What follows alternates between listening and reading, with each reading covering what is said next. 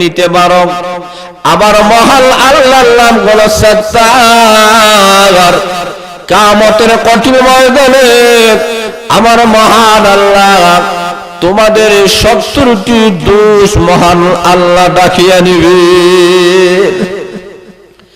এমন সময় মানুষের সমালোচনা করে আটাকে আমরা তেমন গুনাহ মনে করি না, অথচ লক্ষ্য করে দেখেন আল্লাহর নবী বিশ্বনবী রাহমাতুল আলামিন সাহাবায়ে কেরামদেরকে বলেন, ও আমার সাহাবায়ে কেরাম, বলো তো দেখি কিয়ামতের কঠিন ময়দানে সবচাইতে অসহায় সবচাইতে গরিব কোন মানুষটা হবে?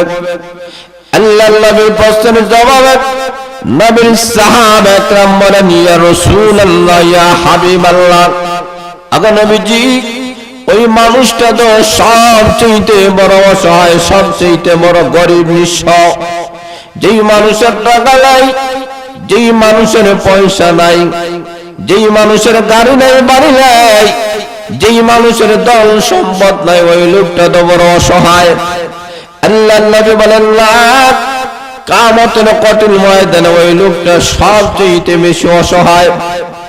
যেই লোকটা নেক আমলের কোনো অভাব নাই, নামাজের কোনো অভাব নাই, তেলাওয়াতের কোনো অভাব নাই, জিকির আজকারের কোনো অভাব নাই, হজের কোনো অভাব নাই, যাকাতের কোনো অভাব নাই, সদকার কোনো অভাব নাই, কিন্তু লোকটা মানুষের হকগুলো আদায় করে নাই, মানুষের দুশ্চর্চা করে, সমাজের মধ্যে বেড়াইছে, এমন ভাবে মানুষের দুশ্চর্চা করা শুরু করে দিয়েছে।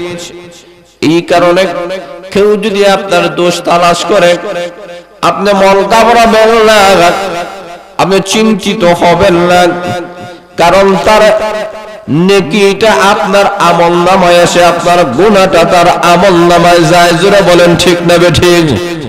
এই কারণে একজন আল্লাহর ওয়ালি যার সমালোচনা করা হলো, আল্লাহর ওয়ালি প্রতিদিন রাত্রি বেলায় তার বাড়ির মধ্যে মিষ্টি পৌঁছায় দেয়।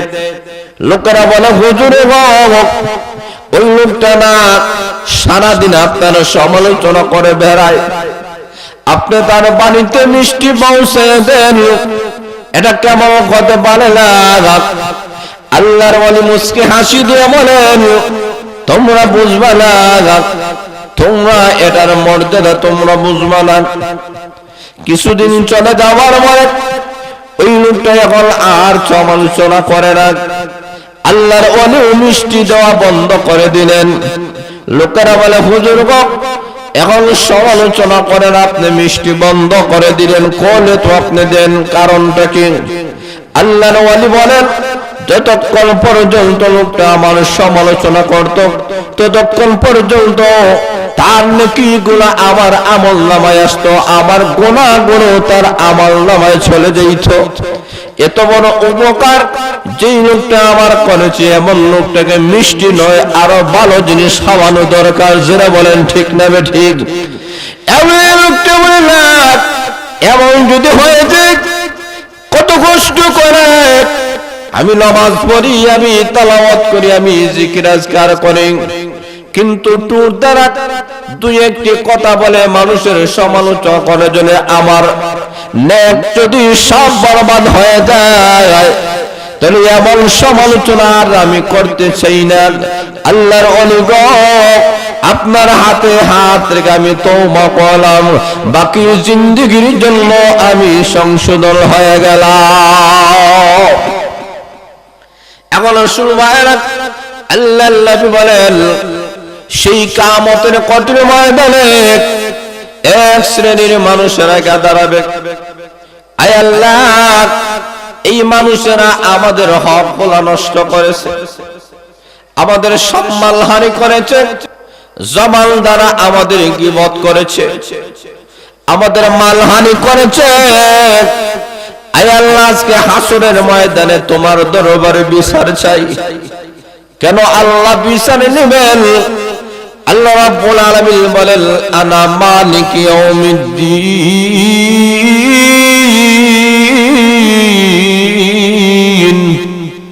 আল্লাহ বলেন আমি কিয়ামত দিবসের মালিক। দুনিয়ার মানুষেরা, দুনিয়াতে তুমি সমালোচনা করেছ, তোমার বিরুদ্ধে লোকটা হয়তো কিছু বলতে পারে নাই, প্রভাব কাটাতে পারে নাই। আজকে হাসরের ময়দানে আমি মহান আল্লাহ হলাম কিয়ামত দিবসের মালিক। আমি আল্লাহ আজকে বিচার করব, ইনসাফের কালফাল্লা আমি আল্লাহ কায়েম করলাম। এখনো সময় ওই লোকটা যে সমালোচনা করেছে, আল্লাহ বলবেন আমার বান্দার হক কেন নষ্ট করেছ? কারণ হক গুলা দুই ভাগে বিভক্ত, একটা হলো আল্লাহর হক আর একটা হলো বান্দার হক। আল্লাহ বলেন বান্দা বান্দিরা রে, আমি আল্লাহর হক যদি তোমরা নষ্ট করে ফেলো, আমি আল্লাহর দয়া মায়ার কারণে হয়তো তোমাদেরকে মাফ করে দেব, কিন্তু বান্দার হক যদি নষ্ট হয়ে যায়, এটা আমি আল্লাহ কখনো মাফ করব না যতক্ষণ পর্যন্ত বান্দা তাকে মাফ না করবে। এখন সময় হাসরের ময়দানে এমন ভাবে লোকটা যখন বলবে, এমনি লোকটা দাঁড়ায়া বলবে, আয় আল্লাহ আজকে হাসরের ময়দানে তোমার দরবারে আল্লাহ বিচার চাই। এমনি মহান আল্লাহ বলবেন তোমার নেকি গুলা দিয়ে দাও। লোকটা বলবে আমার নেকি গুলা তো মানুষের হকের পিছনে আমি দিয়ে দিলাম, কত মানুষকে গালি দিয়েছি, আমার নামাজের সওয়াব দিয়ে দিলাম, কত মানুষকে প্রহার করেছি, আমার তেলাওয়াতের সওয়াব আমি দিয়ে দিলাম। এইভাবে এক একটা হক নষ্টের কারণে এক একটা নেকির বিনিময়ে দেওয়া হয়ে যাবে। আল্লাহ বলবেন এই বান্দার হকটাকে অবশ্যই তোমাকে দিতে হবে। লোকটা বলবে প্রভু গো, আয় আল্লাহ যেই পরিমাণ আমার নেকি ছিল, এখন তো আমার হাতে নেকি নেই, সকল নেকি গুলা তো আমার শেষ হয়ে গেছে। আল্লাহ ডাক দিয়ে বলবেন নেকি যেহেতু তোমার নাই, এখন তো টাকা পয়সার কোনো হিসাব নেই, এখন পাউন্ড আর ডলারের কোনো হিসাব নেই, এখন নেকি প্রতির মাধ্যমে হিসাব হবে। ওই লোকটার যেই সমস্ত গুনাহ আছে, ওই গুনাহগুলা তোমার কাঁধের মধ্যে নিয়ে দাও। তখন ওই লোকটা গুনাহগুলো তার কাঁধের মধ্যে নিয়ে ওই লোকটা জাহান্নামের দিকে রওনা করবে। আল্লাহর নবী বলেন সেই কিয়ামতের কঠিন ময়দানে এই লোকটার চাইতে অসহায় গরিব নিঃস্ব হাসরের ময়দানে আর কেউ হতে পারে না। তাহলে লক্ষ্য করে দেখেন, কিয়ামতের কঠিন ময়দানে মানুষের হক যদি আদায় করে না দেওয়া হয়, মানুষের হকের মধ্যে অন্যতম হক হলো মানুষের কখনো সমালোচনা করা যাবে না। সামনে হক অথবা পিছনে হক, যারা বলেন ঠিক না বেঠিক? আল্লাহ রাব্বুল আলামিন এই দোষটাকে বড় দোষ বলেছেন। এই দোষটা সামান্যতম নয়, বড় দোষ। এই কারণে মানুষের দোষ চর্চা কখনো করা যাবে না। আজকে আমাদের অবস্থা এমন হয়ে গেল, আমরা নামাজ পড়লাম, তেলাওয়াত করলাম, জিকির আজকার করলাম, সকাল থেকে নিয়ে আসরের পূর্ব পর্যন্ত যত আমল করলাম, আসর থেকে নিয়ে মাগরিবের ভিতরে সারেস্টলে হাঁস টাকার চা খাইয়া 1 ঘন্টা মানুষের সমালোচনা করে সকল নেক আমলগুলা বরবাদ করে চলে আসি। যারা বলেন ঠিক না বেঠিক? এই কারণে আমার মহান আল্লাহ রাব্বুল আলামিন আমার তেলাওয়াতকৃত সূরার মধ্যে মহান আল্লাহ তুলে ধরেছেন, ও দুনিয়ার মানুষেরা শুনে নাও, সামনে হোক অথবা পিছনে হোক মানুষের দোষ চর্চা করবা না। এটা হলো তোমাদের দোষ। অন্যের দোষ যখন তালাশ করবা, তখন এই দোষটা কিন্তু তাকে বলা হয় একটা দোষ, আর তোমার দিকে 4টা দোষ চলে যায়। যারা বলেন ঠিক না বেঠিক? এই কারণে আমার মহান আল্লাহ বলেন মানুষের দোষ তালাশ করবা না, সামনে হোক অথবা পিছনে হোক। 2 নম্বর হলো এদের 3 নম্বর 1 নম্বর হলো সামনে সমালোচনা করে, 2 নম্বর হলো পিছনে সমালোচনা করে, 3 নম্বর হলো এই মানুষগুলার দোষ হলো এরা শুধুমাত্র সম্পদ জমা করে। জোরে বলেন নাউজুবিল্লাহ। এরা শুধুমাত্র সম্পদগুলোকে জমা করে, শুধু জমায়, ব্যাংক ব্যালেন্স বাড়ায়, শুধু দুনিয়াদার আখিরাতের জন্য এরা দিতে চায় না, শুধু সম্পদ বাড়াতে থাকে, সম্পদ গণতে থাকে। এমন শ্রেণীর মানুষ সমাজে আছে কি নেই? কথা বলে আছে কি নাই? আল্লাহ তাদের কথা তুলে ধরেছে। আল্লাযী জামাআ মালাও আদ্দাদা।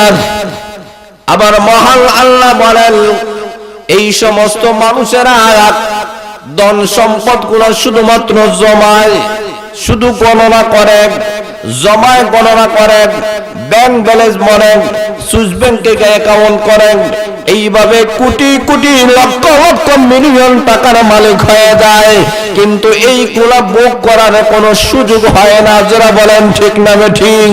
এই সমস্ত মানুষেরা শুধুমাত্র দুনিয়া কামানোর জন্য টাকা পয়সা জমায়, কিন্তু লক্ষ্য করে দেখেন যে সম্পদ গুলো আপনার হয়েছে, এই সম্পদ যদি আল্লাহর রাস্তায় আপনি দান করেন, ইসলামে মাহফিল করতে গিয়ে খরচ করেন, মসজিদ বানাতে গিয়ান, মাদ্রাসা বানাতে গিয়ান, এতিম গরিব মিসকিনদেরকে দান করতে গিয়ে যে সম্পদ উপার্জন করেন, এটা কিন্তু কখনো দোষের বিষয় নয়, বরং এই সম্পদ তোমার নিয়ামত। কিয়ামতে কঠিন ময়দানে এই সম্পদগুলো আল্লাহর রাস্তায় দান করার কারণে আমার মহান আল্লাহ এমন প্রতিদান আল্লাহ দান করবে। আল্লাহ বলেন সামান্য দুনিয়াতে দান করবা, কিয়ামতের কঠিন ময়দানে আমি মহান আল্লাহ উহুদ পাহাড়ের পরিমাণ সবে পরিণত করে দিব।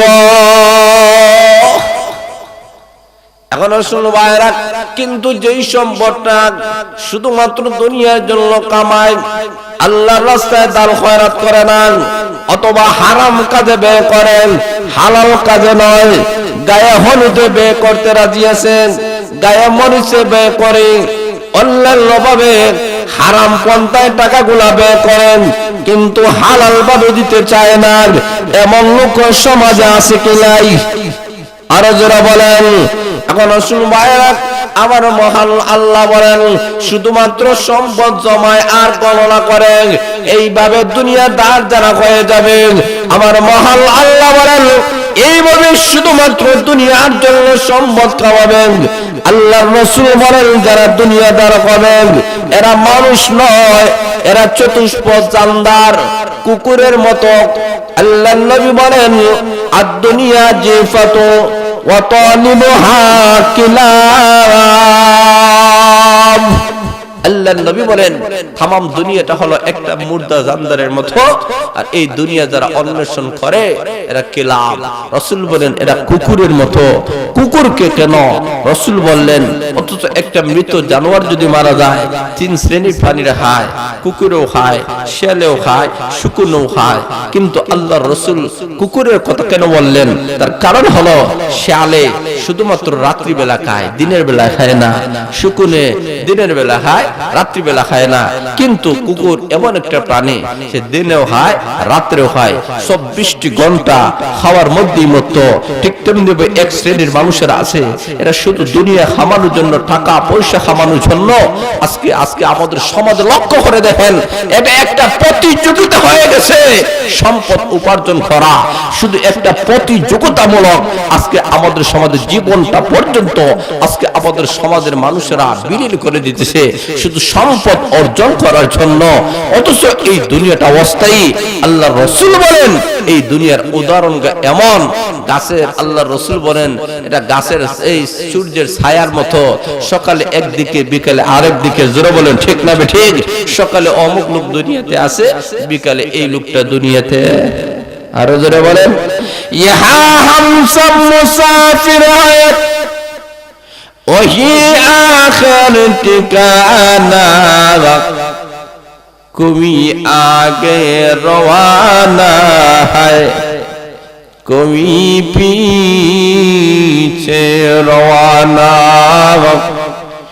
এই দুনিয়াটা অস্থায়ী, এই কারণে দুনিয়ার জন্য আপনি ততটুকু খামান যতটুকু সময় এই দুনিয়ার মধ্যে আমরা বসবাস করব। আল্লাহ ওয়ালারা বলেন পরকালের জন্য আপনি ততটুকু চেষ্টা করেন, ততটুকু মেহনত করেন, যতটুকু সময় আপনি পরকালে থাকবেন।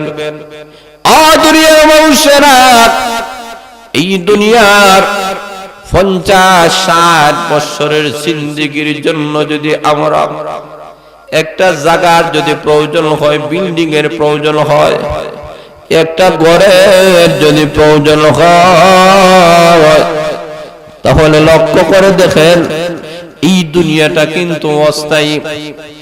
এমন অনেক লোক আমাদের সমাজের মধ্যে পাওয়া যায়, কোটি কোটি টাকা দ্বারা বিল্ডিং বানাইয়াছেন, ঘর উদ্বোধন করার আগে আজরাইল আসিয়া ওনাকে উদ্বোধন করে নিয়েছে। জোরে বলেন ঠিক না বেঠিক?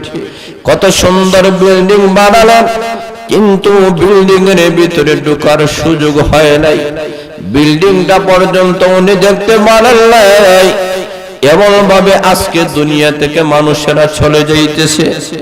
কেউ তো লক্ষ্য করে দেন, আপনি এই দুনিয়া থেকে যে জগতের দিকে আপনি যাইতেছেন, এই জগতের দিকে আপনি তাকাইয়া দেখেন, এমন একটা ঘর বানানো দরকার, যেই ঘর, যে বিল্ডিংটা কখনো ভাঙবে না।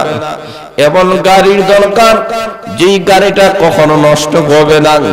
এমন বাড়ির দরকার, যেই বাড়িটা কখনো ধ্বংস হবে না।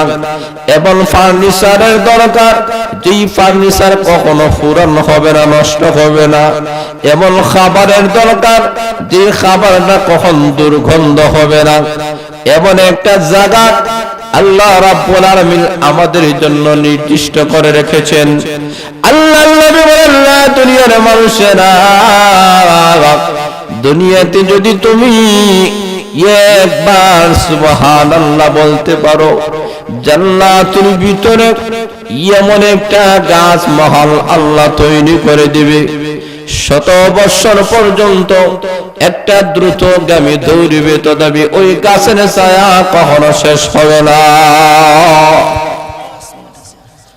এখন আসুন ভাইরা, এমন একটা জায়গার জন্য আমাদেরকে মেহনত করতে হবে, আমাদের ধন সম্পদ এমন ভাবে কামাবো আল্লাহ এবং তার রাসূলের জন্য বিলীন করে দিতে হবে।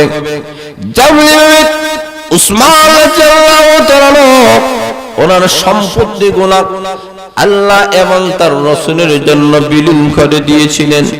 খাদিজাতুল কুবরা রাদিয়াল্লাহু তাআলা আনহা যেমন ভাবে ওনার সম্মান বিশ্ব নবীর কদম মোবারক দিয়েছিলেন, এইভাবে যদি আমরা আমাদের সম্পদ উপার্জন করার পরে আল্লাহ এবং তার রাসূলের জন্য যদি বিলীন করে দিতে পারি, তাহলে এমন সম্পদের কোনো অসুবিধা নাই, বরং এমন সম্পদটা আমাদের জন্য নিয়ামত। কিন্তু যে সম্পদ শুধুমাত্র দুনিয়া কামানোর জন্য করা হয়, আজকে আমাদের সমাজের দিকে লক্ষ্য করা দেখানো, আজকে দিনের কাজে মানুষেরা দান করতে মন চায় না, কিন্তু একটা বাথরুম নাফাক জায়গার মধ্যে মানুষ লক্ষ লক্ষ টাকাগুলা খরচ করে, অথচ প্রয়োজন মিটানোর জন্য। আল্লাহর রাসূল বলেন, ও দুনিয়ার মানুষেরা, এই দুনিয়াটা হলো শুধুমাত্র প্রয়োজন মিটানোর জন্য।